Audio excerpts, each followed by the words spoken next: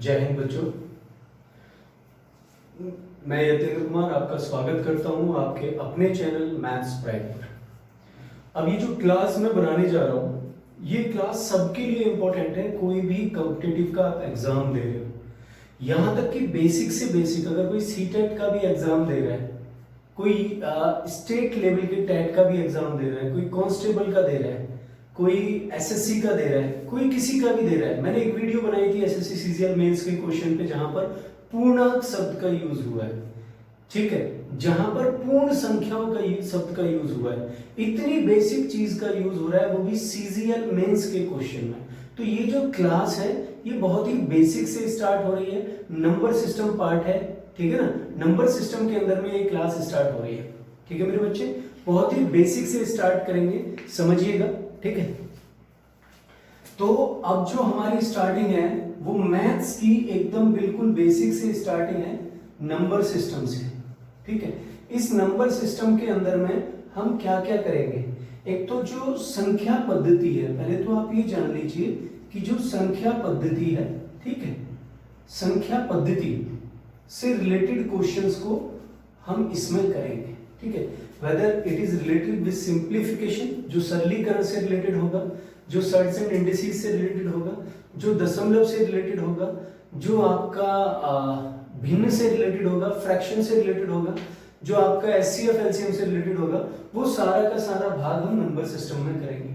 यहाँ सबसे पहला जो चीज यूज होती है वो होती है संख्या, और ये क्या है, नंबर। तो सबसे पहले हम नंबर्स को समझना स्टार्ट करते हैं, क्योंकि जब वो नंबर की टर्म दे देता है ना तो फिर बहुत ही दिक्कत होती है। बच्चे को बोला गया है कि भाई प्रथम 111 पूर्ण संख्याओं का योग बताइए, और अगर वो प्राकृतिक संख्या ले लेता है तो उसका आंसर गलत हो जाता है।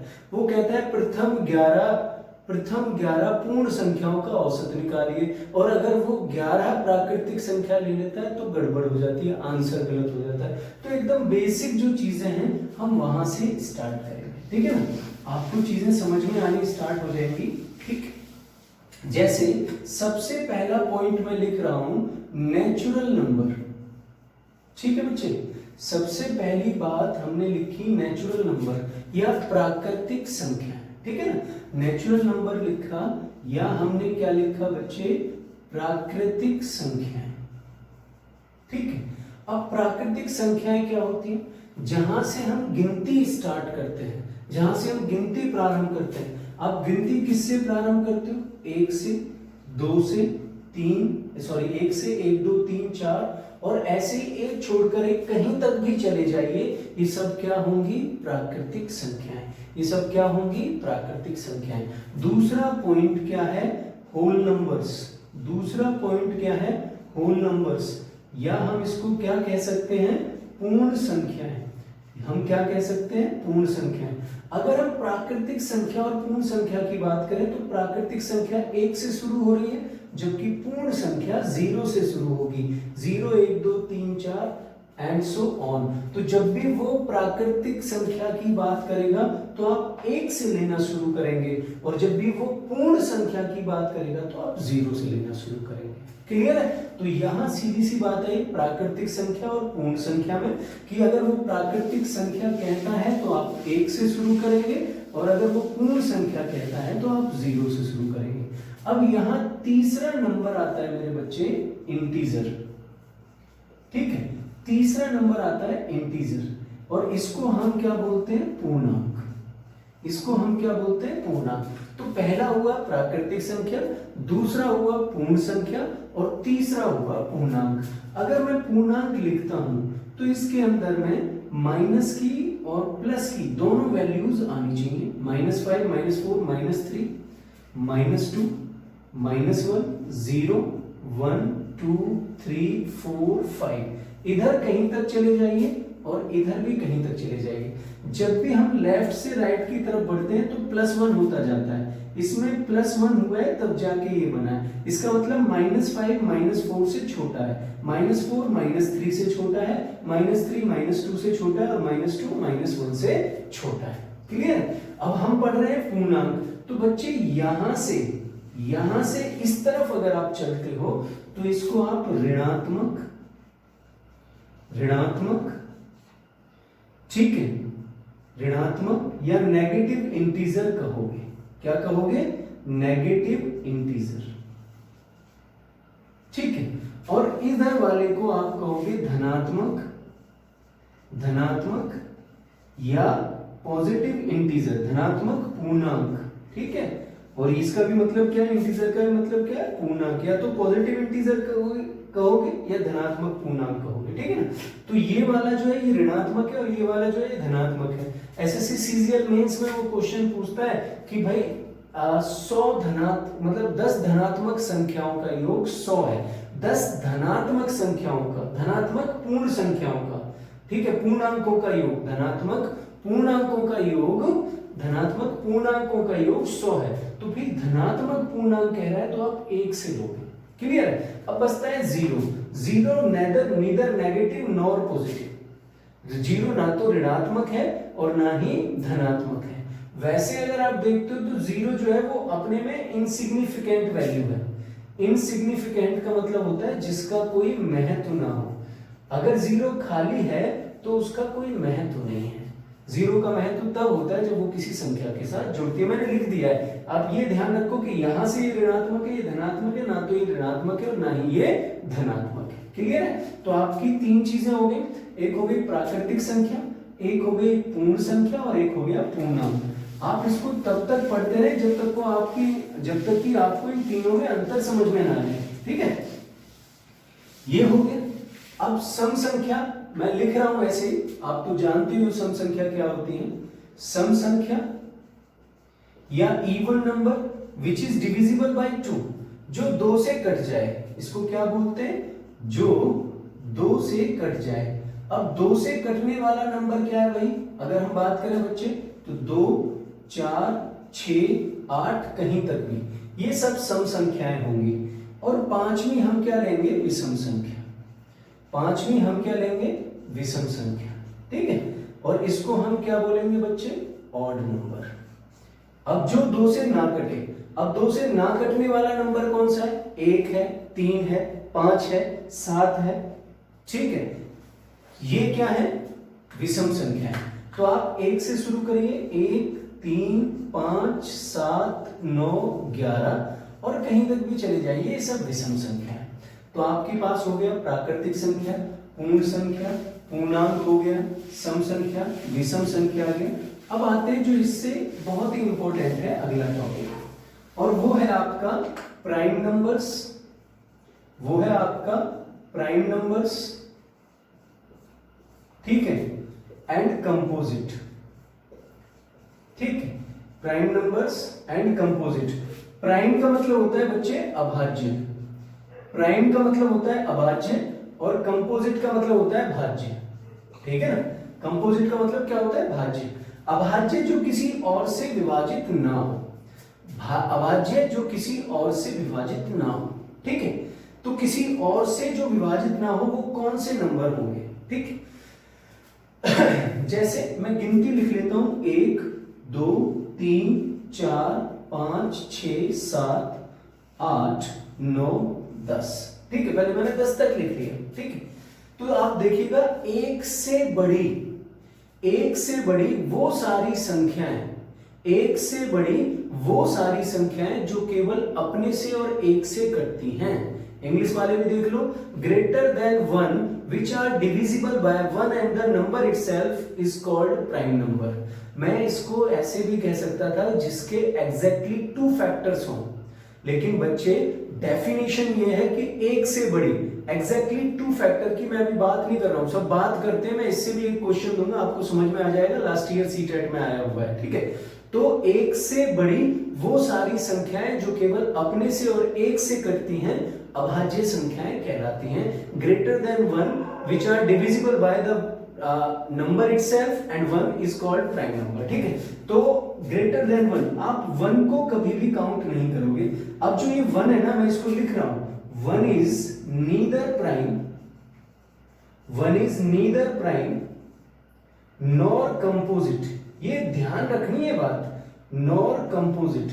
इंग्लिश में लिखा है, हिंदी में भी लिख दें, एक ना तो भाज्य है, एक ना तो भाज्य है और ना ही अभाज्य है।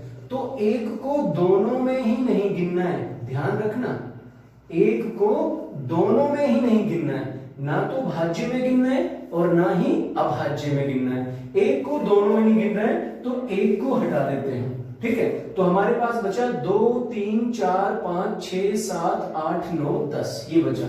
इसमें जो अपने से और एक से करते हैं वो है 2, ठीक है भाई। रात बहुत हो चुकी है और आप मतलब पीछे साउंड सुनेंगे, आवाजें आ रही है, ठीक है ना। और मैं इस टाइम पे क्यों मतलब वीडियो बनाता हूँ बच्चे, इस समय पे ना थोड़ी शांति रहती है, शांति रहती है तो चीजें अच्छे से बन जाती हैं, अच्छे से पढ़ाने में भी मजा आता है। तो आप देखिएगा 2 है, फिर 3 है जो केवल अपने से और एक से कटता है, इसके बाद 5 है, इसके बाद 7 है। तो अगर मैं अभाज्य संख्याओं की बात करूं तो वो संख्याएं जो केवल अपने से और एक से करती हैं अभाज्य संख्याएं कहलाती हैं। मैं इसको हटा देता हूं, ठीक है ना, इसको हटा देता हूं और थोड़ी सी देर का ब्रेक लेते हैं, थोड़ी देर का, ठीक है। तो बच्चों मैंने कुछ सेकंड के लिए इसको रोका था, ठीक। हम आगे बढ़ते हैं कि हमने बोला कि अभाज्य संख्याएं वो हैं जो केवल अपने से और एक से करती हैं, तो उसमें 2 हो गया, 3 हो गया, 5 हो गया, 7 हो गया। और जो इनके अलावा है, जैसे आप इसे किसी और से काट के देखिए नहीं कटेगा, लेकिन जो 4 है, 4 की आप बात करोगे तो 1 से भी कटेगा, 2 से भी कटेगा और 4 से भी कटेगा। तो इसके जो फैक्टर्स हैं वो 2 से ज्यादा हो गए। अभाज्य संख्या है वो जिसके केवल 2 फैक्टर हो, 2 गुणनखंड हो, ना 2 से कम ना 2 से ज्यादा। गुणनखंड वो संख्याएं जो उसे काट सकती हैं, ठीक है ना। तो मैं इसको भी यही समझा देता हूं आपको, क्योंकि आपको दिक्कत नहीं होना चाहिए। जैसे आपने 8 लिया तो 8 को कौन कौन काट सकता है? 1 काट सकता है, 2 काट सकता है, 3 तो काट ही नहीं सकता है, 4 काट सकता है, 8 काट सकता है। तो इसको आप गुणनखंड बोलोगे, इसको क्या बोलोगे? गुणनखंड। और 8 किस किस को काट सकता है? 8 को, 16 को, 32 को, ये कहीं तक भी चले जाइए, 24 को, ठीक है। तो इन सबको 8 काट सकता है। तो ये सब क्या है? मल्टीपल। ये सब क्या है? मल्टीपल। जो मल्टीप्लाई में आए वो मल्टीपल, गुणज। जो गुणा में आए गुणज, जो वंश में आए वो वंशज, ठीक है ना। तो जो गुणा में आए वो गुणज, और जो इसे काट सकता है वो गुणनखंड। तो अभाज्य संख्याओं के 2 गुणनखंड होते हैं। कितने गुणनखंड होते हैं? केवल 2, ना 2 से कम ना 2 से ज्यादा। तो मैंने कंपोजिट को हटा दिया। कंपोजिट में आपके पास 4 6, भाई ये नंबर आ जाएगा आपके पास अभाज्य, क्योंकि ये किसी और से नहीं कट रहा है, और ये आ जाएगा भाज्य। लेकिन मुझे पढ़ना क्या है? अभी अभाज्य पढ़ना है। मुझे पढ़ना क्या है? अभाज्य पढ़ना है, ठीक है। तो 2 3 5 7 ये जो है ये अभाज्य संख्या है। मैं और भी अभाज्य संख्याएं लिखना चाहता हूं। 2 है, 3 है, 5 है, 7 है, ठीक है, 11 है, 13 है, 17 है, 19 है, ठीक है। इसके बाद 23 है, फिर 29 है, 31 है, 37 है। ये सारी अभाज्य संख्या है। यहां पर आपको 4 पॉइंट याद भी रखने हैं, तीन पॉइंट याद रखने हैं। पहला पॉइंट तो ये है मेरे बच्चे कि 2 सबसे छोटी अभाज्य संख्या है। 2 सबसे छोटी अभाज्य संख्या है। जो इंग्लिश वाले हैं 2 is the smallest prime number. 2 सबसे छोटी अभाज्य संख्या है, 2 is the smallest prime number, ठीक है। और दूसरा पॉइंट है 2 अकेली सम संख्या है। 2 अकेली सम संख्या है जो कि अभाज्य संख्या है, जो कि अभाज्य संख्या है। तो इसके बाद आप देखोगे ना कोई भी संख्या अभाज्य नहीं पढ़ रही है। 3 अभाज्य नहीं है, 3 सम नहीं है, 5 सम नहीं है, कोई भी सम नहीं पढ़ रही है, अभाज्य नहीं, सम नहीं पढ़ रही। 11 है, 13 है, 17 है, 19 है, 23, सारी की सारी विषम है। तो अगर आप अभाज्य संख्या की बात करते हो तो उनमें सिर्फ 2 ही सम है, बाकी की सारी संख्याएं कैसी हैं? विषम है। और अगर कोई बच्चा कांस्टेबल की तैयारी कर रहा है तो उसको एक पॉइंट और याद रखना है, और वो पॉइंट क्या है? तीसरा, कि 1 से 100 के बीच 25 अभाज्य संख्याएं होती हैं। 25 अभाज्य संख्याएं होती हैं। 1 से 100 के बीच 25 अभाज्य संख्याएं होती हैं। देखो अब कोई भी बेसिक सा क्वेश्चन है उसमें वो ये कुछ क्वेश्चन इस तरीके से पूछ सकता है, ठीक है ना, कि पहला क्वेश्चन वो पूछे कि कौन सी सम संख्या अभाज्य संख्या है। वो आपसे पूछे कौन सी सम संख्या अभाज्य संख्या है। एक क्वेश्चन ये हो गया। तो क्योंकि वो कौन सी कह रहा है, इंग्लिश में बोलेगा which even number is prime number. अगर वो पूछता है which one even number is prime number, कौन सी सम संख्या अभाज्य संख्या है, तो आपका आंसर होगा 2। आपका आंसर होगा 2। और अगर वो ये पूछता है कि कितनी सम संख्याएं अभाज्य संख्याएं हैं, कितनी सम संख्याएं अभाज्य संख्याएं हैं, तो आपका आंसर होगा 1। उसने कौन सी पूछा तो 2, और उसने पूछा कितनी तो भाई अकेली। कितनी पूछेगा तो अकेली, है ना, और ये पूछा कौन सी तो 2। तो ये बात आपको याद रखनी है, ठीक है ना, कि अगर कौन सी पूछता है तो 2 और कितनी पूछता है तो 1, ठीक है। अब तीसरा क्वेश्चन वो कैसे पूछ सकता है, ठीक है, तीसरा क्वेश्चन वो कैसे पूछ सकता है, तीसरा पूछ सकता है कि 50 से 80 के बीच कितनी अभाज्य संख्याएं हैं, कितनी अभाज्य संख्याएं हैं। मैंने बहुत छोटा लिख दिया है, लेकिन वो आपसे पूछेगा 20 से 80 के बीच, ठीक है। तो आप कैसे याद रखेंगे, एक फॉर्मूला है जो बना रखा है, उसको देख लीजिए, 4422232231। इसका मतलब है कि जो पहली 4 अभाज्य संख्याएं हैं वो 1 से 10 के बीच में है। कहां से कहां तक है, 1 से 10 के बीच। दूसरी 11 से 20 के बीच। कौन कौन सी भाई 11 से 20 के बीच, 11 है, 13 है, 17 है, 19 है। फिर आ जाओ 21 से 30 के बीच, ये कौन सी है, 23 और 29। फिर आ जाओ 30 से 40 के बीच, मतलब 31 से 40 के बीच, ठीक है। ऐसे ही 40 से 50, 41 से 50 के बीच, इसे 51 से 60 के बीच, ये 61 से 70 के बीच, ये 70 से 71 से 80 के बीच, और ये 81 से 90 के बीच, और ये 90 से 91 से 100 के बीच। क्लियर है। तो अगर वो मेरे से पूछता है 50 से 80, तो भाई 50 से 80 यहां से शुरू होता है और यहां तक है 2 2 4 3 7। मुझे बस इस वैल्यू को याद रखना है, बड़े आसानी से आप क्वेश्चन को कर लेंगे।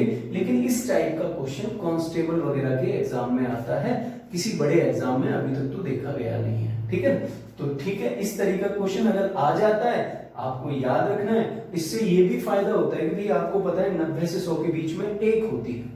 कितनी होती है, 1। तो उस 1 को आपको फाइंड आउट करना है, वो कौन सी हो सकती है। तो देखते हैं 90 से 100 के बीच में कितनी होती है, 1।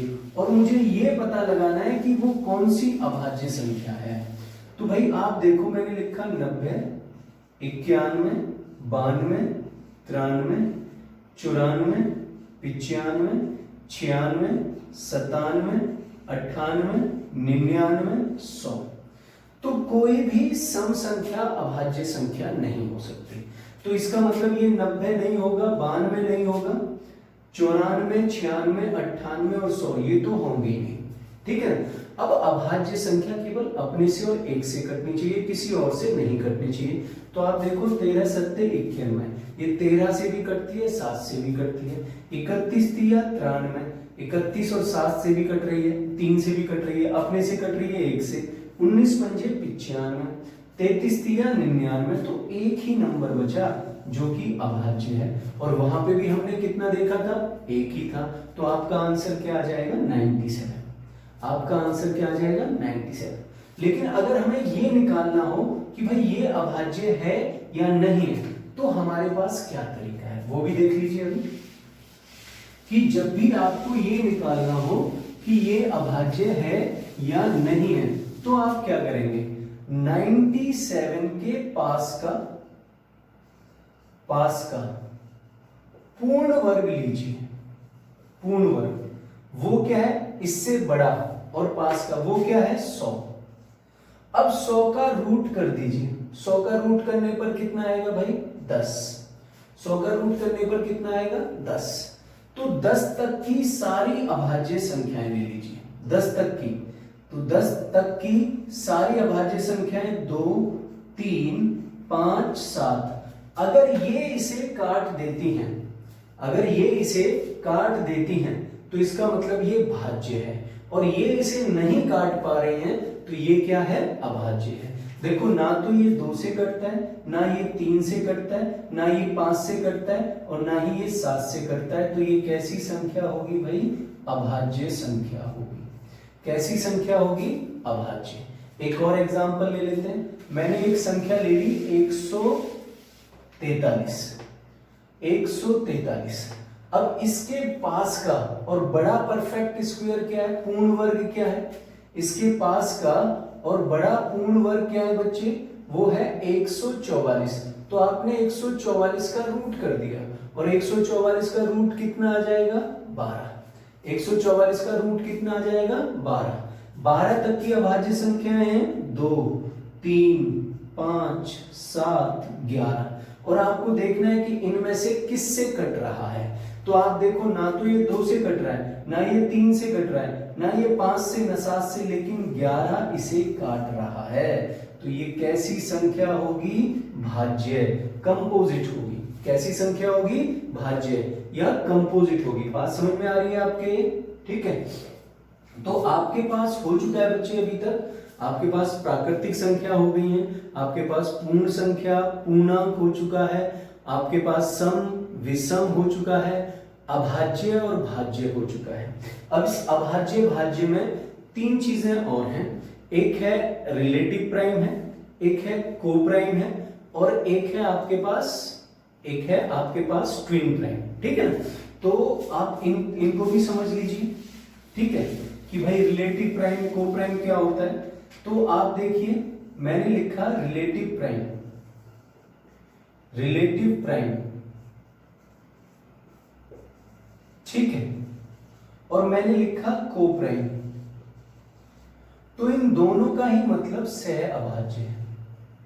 इन दोनों का ही मतलब क्या है, सह अभाज्य, ठीक है ना।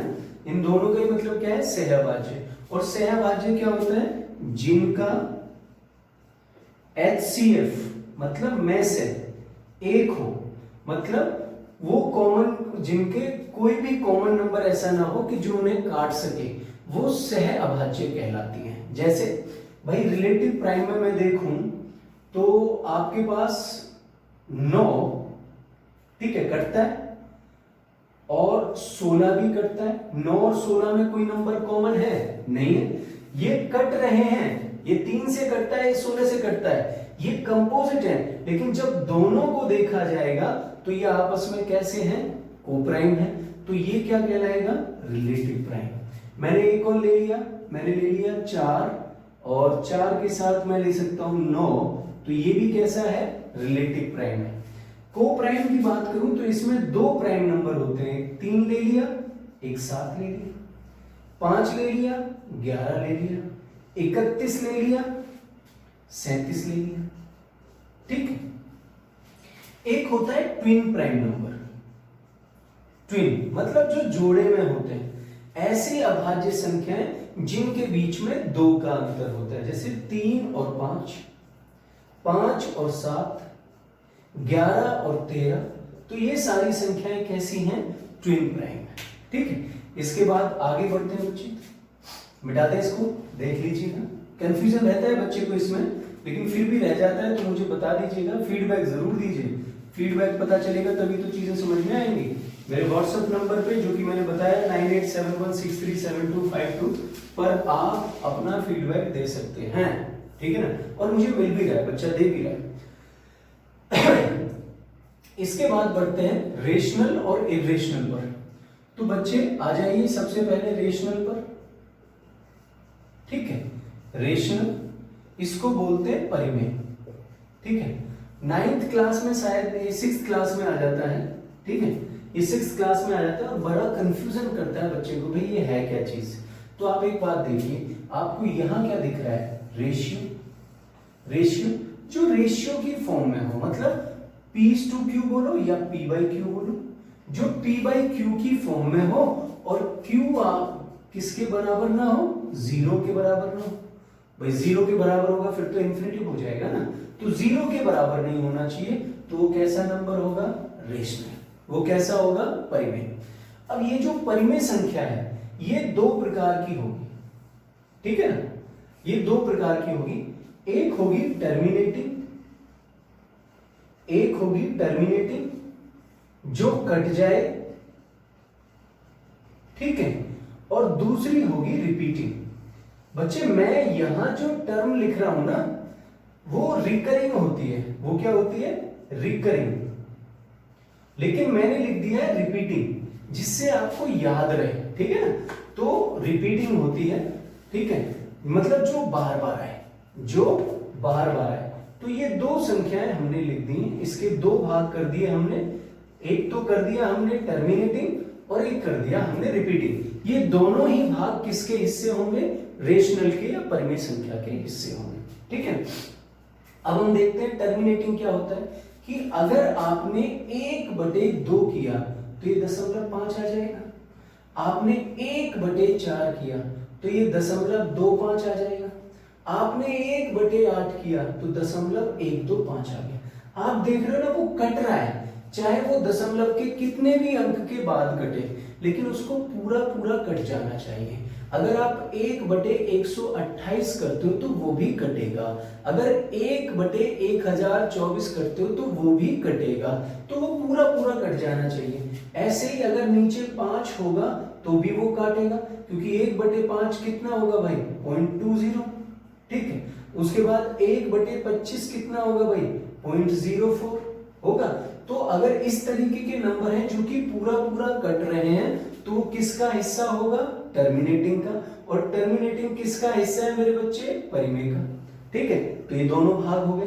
अब रिपीटिंग जो है वो भी इसी का हिस्सा है। रिपीटिंग में क्या आता है, जैसे 1/3 तो ये आ जाएगा 0.3333333 डॉट डॉट डॉट, तो आप 0.3 के ऊपर बार लगा दें, ठीक है।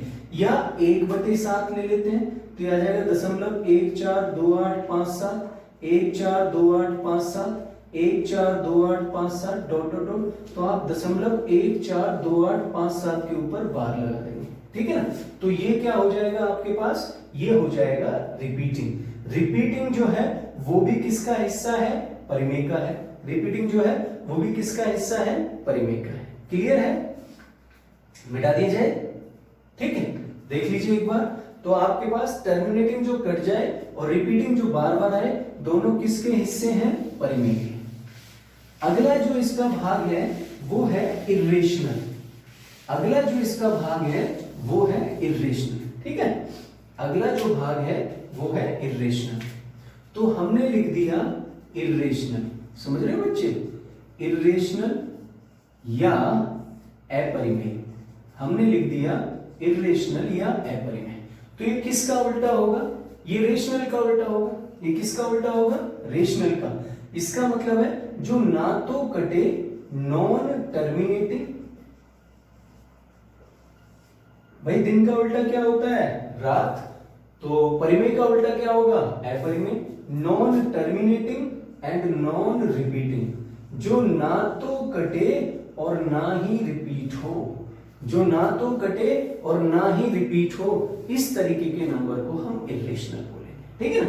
तो भैया इर्रेशनल में क्या आएगा, √2, √5, √7, ये सारे के सारे इर्रेशनल नंबर हैं। ये सारे के सारे कैसे नंबर हैं, इर्रेशनल नंबर, ठीक है मेरे बच्चे। ये √2 है, ये √5 है, √7 है। √2 की वैल्यू कितनी होती है, √3 है, √2 की वैल्यू होती है 1.414। वो फाइनल वैल्यू नहीं है। अगर आप √2 के मान को निकालना प्रारंभ करते हैं, आपकी कॉपी भर जाएगी, फाइनल आंसर नहीं आएगा, और ना ही कोई नंबर बार बार रिपीट हो सकता है। तो ये √2 कैसा नंबर होगा, ये अपरिमेय संख्या होगी।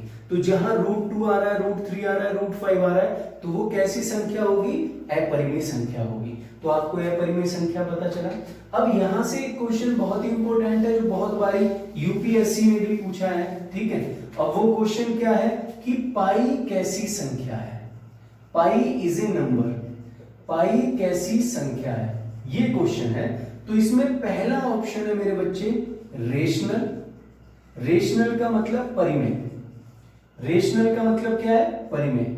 दूसरा ऑप्शन है बच्चे इरेशनल, और इरेशनल का मतलब क्या है? अपरिमेय, ठीक है। और तीसरा ऑप्शन है बोथ, मतलब दोनों, और चौथा ऑप्शन है दोनों में से कोई नहीं, नन ऑफ दीज, दोनों में से कोई नहीं, दोनों में से कोई नहीं। चौथा ऑप्शन है दोनों में से कोई नहीं, ठीक है भाई। ये हमारे पास 4 ऑप्शन है। तो बच्चे हम जानते हैं कि पाई का मान 22/7 होता है। 22 बटे कितना होता है? 7। और इसके नीचे क्या आ रहा है? 7 जिसके नीचे आएगा या तो वो उसे पूरा पूरा काटेगा या उसे वो रिपीटिंग बनाएगा। तो ये क्या बनाएगा? रिपीटिंग। ये क्या बनाएगा? रिपीटिंग भाई, क्योंकि बार बार काटेगा। अब ये रिपीटिंग बना रहा है तो ये क्या होगा? रेशनल।